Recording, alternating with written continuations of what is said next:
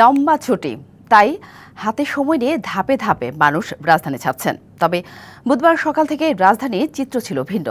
বাস টার্মিনালগুলোতে যাত্রীদের ভিড়, দীর্ঘক্ষণ বাসের জন্য অপেক্ষার কথাও জানান অনেকে।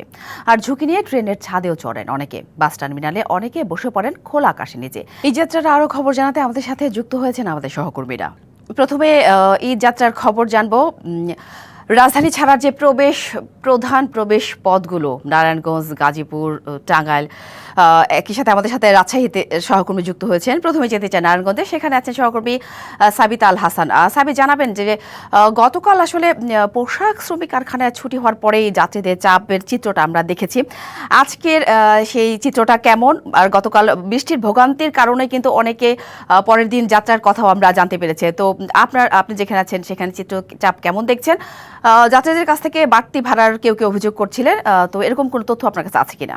অবস্থান করছি ঢাকা, চট্টগ্রাম এবং ঢাকা সিলেট মহাসড়কের সাইনবোর্ড এলাকায়, এবং আজ সকাল থেকে এই জায়গাটাতে তীব্র যাত্রীদের চাপ রয়েছে এবং সেই সাথে রয়েছে বাস সংকটের ভোগান্তি। যাত্রীরা আমাদেরকে জানিয়েছেন সকাল 6টার বাস তারা এখনো পর্যন্ত পাননি, 7টার বাস এখন পর্যন্ত আসেনি। ফলে কখন নাগাদ তাদের সেই কাঙ্ক্ষিত বাস এসে পৌঁছবে এবং কখন তারা গন্তব্য উদ্দেশ্যে রওনা দিবেন সেই বিষয়টি তারা এখনো জানেন না। আমি যদি আপনাদের দেখাতে চাই যে আমার পাশে বাসের দীর্ঘ সারি, এবং এই বাসগুলো মূলত এখানকার লোকাল বাস, যারা দূরপাল্লার যাত্রী নেওয়ার জন্য এখানে অপেক্ষমান রয়েছে। সেই সাথে যাত্রীদের যে অপেক্ষা, এই অপেক্ষাটা মূলত তাদের বাসের জন্য। তারা দীর্ঘক্ষণ আগে টিকিট কেটে দাঁড়িয়ে আছেন, কিন্তু তাদের বাস এখন পর্যন্ত পৌঁছায়নি। তারা আমাদের যেটি জানিয়েছেন, প্রতিটি রুটে প্রায় 100 থেকে 200 টাকা বাড়তি ভাড়া দিয়ে তারা বাসের টিকিট কাটলেও এখন পর্যন্ত তারা বাসের টিকিট পাননি। এবং তারা যখন কাউন্টারের সাথে কথা বলছেন তখন বলছেন যে এই বিষয়টি একটু ধীরগতি হচ্ছে, বা গতকাল বৃষ্টির কারণে যানজটে আটকে তাদের এই বাসগুলো পৌঁছাতে দেরি হচ্ছে। এখানকার কাউন্টারের সাথে আমরা যেটা কথা বলেছি যে গতকাল রাত্রে ঝড় বৃষ্টির কারণে অনেক যাত্রী গতকাল রওনা দিতে পারেনি এবং তাদের পুরো চাপটা আজকে সকালে এসে পৌঁছেছে, যে কারণে যাত্রীদের চাপ যেমন বৃদ্ধি পেয়েছে সেই সাথে মহাসড়কের বাসের চাপ অনেক বেশি বৃদ্ধি পেয়েছে। আমরা দেখতে পাচ্ছি যে দীর্ঘক্ষণ যাবৎ বাসের অপেক্ষা এখানে এটি একটি সার্ভিস ট্রেন, এবং এখানে লোকাল বাসগুলো দূরপাল্লার যাত্রীদের নেওয়ার জন্য যাত্রীদের ডাকাডাকি করছে। এখানকার যারা পুলিশ সদস্য রয়েছেন তারা বলছেন যে এখন পর্যন্ত মহাসড়কের যানজটে কোনো সংখ্যা নেই। ঢাকা, চট্টগ্রাম এবং ঢাকা সিলেট দুটি মহাসড়কে কোনো যানজটের সংখ্যা নেই। বৃষ্টির পরেও তারা বেশ ভালোভাবে বিষয়টি সামলেছেন। যদিও ঢাকা, চট্টগ্রাম থেকে ঢাকা সিলেট মহাসড়কের কাঁচপুর অংশে কিছুটা যানবাহন ধীরগতিতে চলছে। এখন পর্যন্ত মহাসড়কের পরিস্থিতি স্বাভাবিক থাকলেও যাত্রীদের অপেক্ষার যে ভোগান্তি, সেই ভোগান্তিটি আসলে এখনো চলমান রয়েছে। যাত্রীরা বলছেন খুব দ্রুত ভিত্তিতে যানবাহন বা বাস চলে এলে এই ভোগান্তিটা তাদের নিরসন হবে। এই ছিল ঢাকা, চট্টগ্রাম ও ঢাকা সিলেট মহাসড়ক থেকে আমার কাছে সবশেষ তথ্য। ধন্যবাদ সাবিত। আমরা নারায়ণগঞ্জের খবর জানছিলাম সহকর্মী সাবিতের কাছ থেকে। এবার চট্টগ্রামের খবর জানবো সহকর্মী শহীদুল ইসলামের কাছে। শহীদুল, ট্রেন যাত্রার আপনি কিন্তু গত কয়েকদিন যাবত জানাচ্ছিলেন যে স্বস্তির ঈদ যাত্রা করছে চট্টগ্রামবাসী। তো আজকে চিত্রটা কেমন, যেহেতু শেষ মুহূর্তে মানুষ বাড়ি ফেরার সময়, তো জানাবেন কোনো ভোগান্তি আছে কিনা বা শিডিউল বিপর্যয়?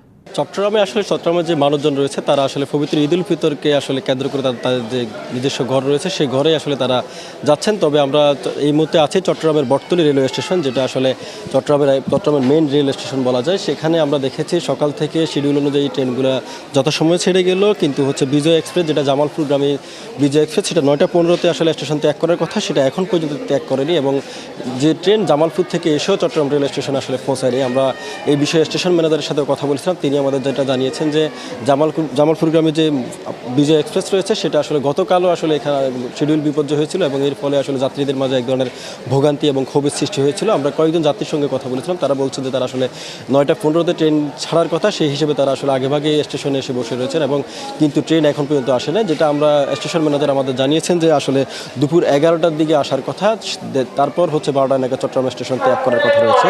তবে আমরা যতটুকু জানতে পেরেছি যে আমরা এর কারণ জানতে চেয়েছিলাম, তার কারণ হচ্ছে বিজয় এক্সপ্রেস গতকালও আসলে প্রায় 2 ঘন্টার উপরে বেশি লেট করেছিল। আমরা এর কারণ হিসেবে তারা আমাদের স্টেশন ম্যানেজার জানিয়েছেন যে বিজয় এক্সপ্রেস যেটা জামালপুর যায় সেটা আসলে ওইখান থেকে আবার ব্যাক আসে, এবং আসার পর অর্থাৎ রেলের ইঞ্জিন সংকট বলতে চেয়েছেন তারা, এবং এছাড়াও তারা বলতেছেন যে র্যাকিং ব্যালেন্সিংয়ের কারণে এটা আসলে লেট হয়। তো আমরা কয়েকজন যাত্রীর সঙ্গে কথা বলছি, তারা আসলে যথেষ্ট ক্ষোভ প্রকাশ করেছেন। এছাড়াও যদি বলি, চট্টগ্রাম রেল স্টেশন থেকে আসলে ঈদ উপলক্ষে একটি বিশেষ ট্রেন আসলে ব্যবস্থা করেছে, যেটা আসলে চাঁদপুর যায়, যেটা চট্টগ্রাম থেকে আসলে বেশিরভাগই মানুষ চাঁদপুর যাবে, অর্থাৎ দক্ষিণাঞ্চলের যে মানুষগুলো রয়েছে তারা আসলে ওই যে ঈদ স্পেশাল এক সেটা আসলে দুপুর 3:30টার আগে চট্টগ্রাম স্টেশন থেকে ত্যাগ করার কথা রয়েছে। এছাড়া চট্টগ্রামের যে রেল স্টেশন আছে এখান থেকে পুরো দিনে আসলে 24 ঘন্টার মধ্যে প্রায় 17টা ট্রেন ঈদ উপলক্ষে তারা আসলে যায় এবং প্রত্যেকটা ট্রেনে আসলে ঈদের জন্য মানুষজনের জন্য আসলে যাতে তাদের সমস্যার সম্মুখীন হয় সেজন্য বিশেষ কোর্সের ব্যবস্থা করা হয়েছে। এছাড়াও আমরা জানি যে ঈদ কক্সবাজারগামী যে সকাল ট্রেন রয়েছে সেই ট্রেনটি সকাল সৈকত যেটা আছে সেটা 5:50 সর্বপ্রথম স্টেশন ত্যাগ করেছিল। তো সব মিলিয়ে বলা যায় চট্টগ্রামের যে রেল স্টেশনতে মোটামুটি এখন উৎসবমুখর আছে, তবে যাত্রীদের একটু ভোগান্তি আছে যেহেতু শিডিউল বিপর্যয় রয়েছে। তবে বিজয় এক্সপ্রেস ছাড়া অন্যান্য যে ট্রেন রয়েছে সেটা যথাসময়ে ছেড়ে গিয়েছে। এই ছিল আমার কাছে চট্টগ্রাম রেল স্টেশন থেকে। ধন্যবাদ শহীদ। চট্টগ্রামে ঈদ যাত্রার খবর জানাচ্ছিলাম সহকর্মী শহীদ। এবার রাজশাহীর ঈদ যাত্রার খবর জানবো সহকর্মী সৌরভ হাবিবের কাছ থেকে। সৌরভ, জানাবেন যে ট্রেন পথে কিংবা সড়ক পথে যে যারা রাজশাহীগামী যাতায়াত করছেন তাদের কোনো ভোগান্তি আছে কিনা। একই সাথে জানতে চাই যে যেহেতু বগুড়া একটা ট্রেন দুর্ঘটনা ঘটেছে সেখানে কিছুটা শিডিউল বিপর্যয় হয়েছে, যদিও রাজশাহীবাসী তো আসলে ঈশ্বরদীর যে যাতায়াত করে তারপরেও কোনো ধরনের প্রভাব পড়েছে কিনা। আপনাকে প্রথমেই বগুড়ার যে বিষয়টি সান্তাহারের সেটি জানাই এবং আমি রাজশাহীতে যিনি আছেন পশ্চিমাঞ্চল রেলের মহাব্যবস্থাপক ফরিদ আহমেদ, তিনি আমাদেরকে জানিয়েছেন যে সেখানে 9টি বগি লাইনচ্যুত হয়েছিল এবং 9টি বগির মধ্যে 7টি বগি ইতিমধ্যে উদ্ধার হয়েছে, আরও 2টি বগি উদ্ধারের কাজ চলছে এবং রেল লাইনও ক্ষতিগ্রস্ত হয়েছে এবং সেই রেল লাইনও কিছুক্ষণের মধ্যেই অন্তত 2 ঘন্টার মধ্যে অবশিষ্ট 2টি বগি এবং যে রেল লাইন ক্ষতিগ্রস্ত হয়েছে সেটি চালু করা হবে এবং এরপরে উত্তরবঙ্গের সঙ্গে রেল যোগাযোগ স্বাভাবিক হয়ে আসবে বলে আমাদেরকে জানিয়েছেন। যদিও ওই অংশটিতে একটি শিডিউল বিপর্যয় হয়েছে ট্রেনের এবং এই শিডিউল বিপর্যয়ের কারণে নির্ধারিত সময় ট্রেন যাবে না। তবে তিনি এটিও জানিয়েছেন যে যে দুর্ঘটনাটি ঘটেছে এই দুর্ঘটনাটি মূলত রেলের চালক এবং কর্মচারীদের উদাসীনতার কারণে ঘটেছে, যে কারণে এই বিষয়টিও তদন্ত করে ব্যবস্থা নেওয়া হচ্ছে বলে জানিয়েছেন। এছাড়া জানিয়ে রাখছি আমি রাজশাহী রেল স্টেশনে আছি। এখানে রাজশাহী চাঁপাইনবাবগঞ্জ হয়ে ঢাকার সঙ্গে 5 জোড়া ট্রেন চলাচল করে। এই রুটের যে ট্রেনগুলো আছে এই ট্রেন কিন্তু এখন পর্যন্ত শিডিউল বিপর্যয় হয়নি এবং স্বাভাবিকভাবেই চলছে এবং প্রতিটি ট্রেনেই কিন্তু অতিরিক্ত বগি সংযুক্ত করা হয়েছে, যে কারণে কিন্তু মানুষ স্বাভাবিকভাবেই চলাফেরা করতে পারছেন। এছাড়া আমি যদি ঢাকা রাজশাহী সড়কের কথা বলি, যে ঢাকা রাজশাহী মহাসড়কের সিরাজগঞ্জ পর্যন্ত 4 লেন আছে, যে কারণে ওই অংশটিতে কিন্তু চলাচল বেশ সহজ। কিন্তু পরবর্তীতে যে সড়কটি আছে সেই সড়কটি আসলে 4 লেন নেই, 2 লেন, যে কারণে এই অংশটিতে কিন্তু দুর্ঘটনার পাশাপাশি মানুষের একটু ভোগান্তি আছে যাতায়াতে। পাশাপাশি রাজশাহীর বানেশ্বরের কথা যদি বলি, সেখানে কিন্তু ঈদ উপলক্ষে সংস্কারের জন্য কাজ শুরু করা হয়েছিল এবং পরবর্তীতে সেই কাজটি শেষ করতে পারেনি। এখন এই অবস্থায় কিন্তু এই যে সংস্কারের কাজও শেষ হয়নি, আবার অর্ধেক অংশ সড়ক বন্ধ। এই কারণে কিন্তু যানজট লেগে আছে এবং এই যানজটের কারণে কিন্তু মানুষের গতি ধীর হয়ে গেছে। ঈদে ঘরমুখী মানুষের যে চলাফেরা সেটা ধীরে হয়ে গেছে। এছাড়া আমরা এই বিষয়টি নিয়ে আমরা কথা বলেছিলাম সড়ক ও জনপথ বিভাগের যিনি অতিরিক্ত প্রধান প্রকৌশলী, তিনি আমাদেরকে বলেছিলেন যে মন্ত্রণালয়ের নির্দেশেই ঈদ উপলক্ষে কাজটি বন্ধ রাখা হয়েছে। যদিও বিভাগীয় কমিশনার ডক্টর আনম বজলুর রশিদ বলেছেন যে আসলে এই সময় বন্ধ রাখার কোনো সুযোগ নেই। আমরা একটু কথা বলবো যে আপনারা কি ঈদ উপলক্ষে বাড়ি যাচ্ছেন? জি অবশ্যই ঈদ উপলক্ষে বাড়ি যাচ্ছি। কোনো সমস্যা হচ্ছে না, কোনো সমস্যা হচ্ছে না। আপনারা কোথায় যাচ্ছেন, কি করতে যাচ্ছেন? ঈদ করতে যাচ্ছি, বাসা হলো রোহনপুরের ট্রেনের অপেক্ষা আছেন। আমরা অনেককে দেখছি। কোথায় যাওয়া হচ্ছে? রহনপুর। কি জন্য? ঈদ করতে। তো সাথে শুনছিলেন এখানে অনেক মানুষ অপেক্ষা করছেন ট্রেনের জন্য, তারা কিন্তু ঈদ করতে গ্রামের বাড়ি যাবেন এবং সেজন্য তারা অপেক্ষা করছেন। সাথী, ধন্যবাদ সৌরভ। আমরা রাজশাহীর খবরও জানছিলাম, এবার সাভারের খবর জানবো সহকর্মী শফি মাহমুদের কাছ থেকে। শফি, সবাই জানে আসলে রাজধানী যারা ছাড়ে প্রথমে আসলে যে বহির্গমন যে পথগুলো সাভার, এদিকে গাজীপুর, ওদিকে নারায়ণগঞ্জ, সবাই প্রথমে মুখে থাকে যে আসলে এই পথগুলোর কী চিত্র। কারণ বরাবরের মতোই কিন্তু যে সাভার যে অংশটা নবীনগর বাইপাইলে একটা যানজটের ভোগান্তিতে পড়ে উত্তরাঞ্চলবাসী বা যারা অন্যান্য যাতায়াত করে। তো গতকালকে বৃষ্টির কারণে ভোগান্তি বেড়েছে, পরিবহনে বাড়তি ভাড়ার অভিযোগ এছাড়াও আজকের কোনো ভিন্ন চিত্র আছে কিনা, আপনার কাছে কি তথ্য আছে জানাবেন। ভোগান্তি তবে সেই চিত্রটি কিন্তু এবার শুরু থেকে ছিল না, গেল 2 দিন ধরে আমরা দেখছিলাম যে সাভার অঞ্চলের যে দুটি মহাসড়ক এবং ঢাকা-টাঙ্গাইলের নবীনগর অংশ থেকে সাভারের এই দুটি মহাসড়ক থেকে কিন্তু তেমন কোনো যানজটের চিত্র আমরা দেখতে পাইনি। আজকের দিনের পরিস্থিতি যদি বলি, ঢাকা-ঢাকা মহাসড়কের পরিস্থিতি একদমই স্বাভাবিক বলা যায়, কিন্তু একটু ভিন্ন চিত্র রয়েছে।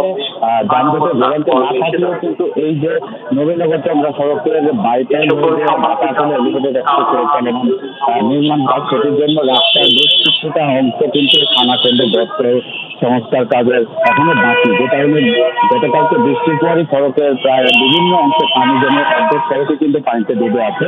বেশিরভাগ যাত্রীরাই আমরা দেখতে পেয়েছি যে চলে আসছে।